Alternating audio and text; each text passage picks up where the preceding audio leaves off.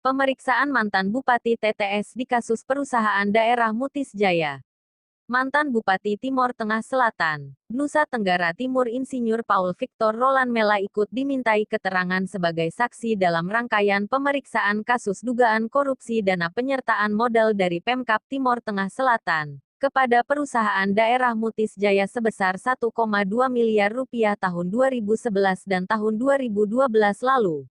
Paul Mela diperiksa oleh Kepala Seksi Barang Bukti Kejari TTS Bram Prima di ruangan Kepala Seksi Barang Bukti. Kepala Seksi Tindak Pidana Khusus, Husnul Fuad mengatakan, Paul Mela diperiksa karena saat penyertaan modal tersebut yang bersangkutan sebagai Bupati TTS, pemilik perusahaan daerah Mutis Jaya. Bahwa benar hari ini kita telah mengagendakan pemeriksaan terhadap Pak Paul Mela yang tiada lain merupakan mantan Bupati Kabupaten Timur Tengah Selatan. Beliau diperiksa kapasitasnya selaku Bupati yang dalam hal ini selaku pemilik perusahaan PD Mutis Jaya. Kenapa kami melakukan pemeriksaan? Mengingat pengangkatan direktur dan penyertaan modal itu di masa kepemimpinan beliau, yang mana kepengurusan sendiri itu sejak 2011 sampai dengan 2014 untuk 3 direktur itu. Dan di samping itu dengan kondisi PD Mutis Jaya yang berjalan tidak sesuai dengan mestinya, ini pun juga perlu kami lakukan pemeriksaan hal apa yang menyebabkan Bupati selaku pemilik modal, dalam hal ini selaku pemilik perusahaan daerah Mutis Jaya, tidak melakukan upaya mengenai langkah-langkah ataupun antisipasi guna penyelamatan dana penyertaan modal. Itu yang kita lakukan pemeriksaan hari ini, fokusnya di situ.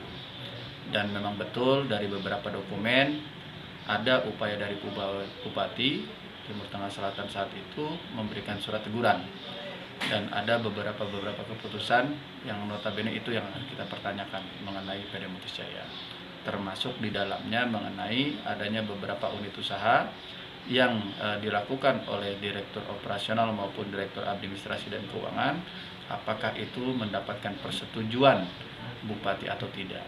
Itu yang titik berat kami melakukan pemeriksaan. Paul Mela usai diperiksa mengatakan ia ditanya soal prosedur pendirian perusahaan daerah Mutis Jaya. Ia mengakui kalau ada teguran yang diberikan kepada manajemen perusahaan daerah Mutis Jaya saat itu. Namun teguran itu secara umum setelah dilakukan pemeriksaan oleh auditor BPK maupun Inspektorat Kabupaten. Pernyataannya mengenai prosedur pengangkatan direktur. Prosedur itu dijelaskan mana ada DPR juga.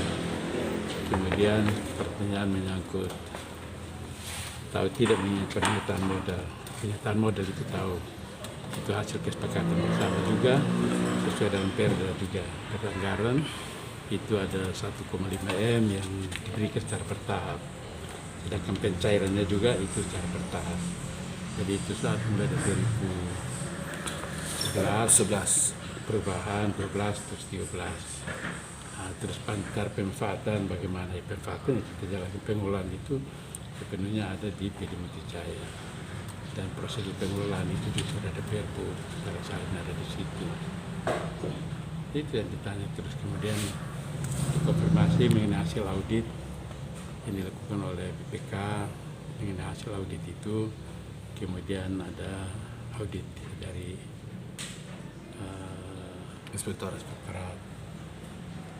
Jadi artinya kita sampaikan bahwa itu semua ada. Saat itu teguran itu saya berikan secara umum.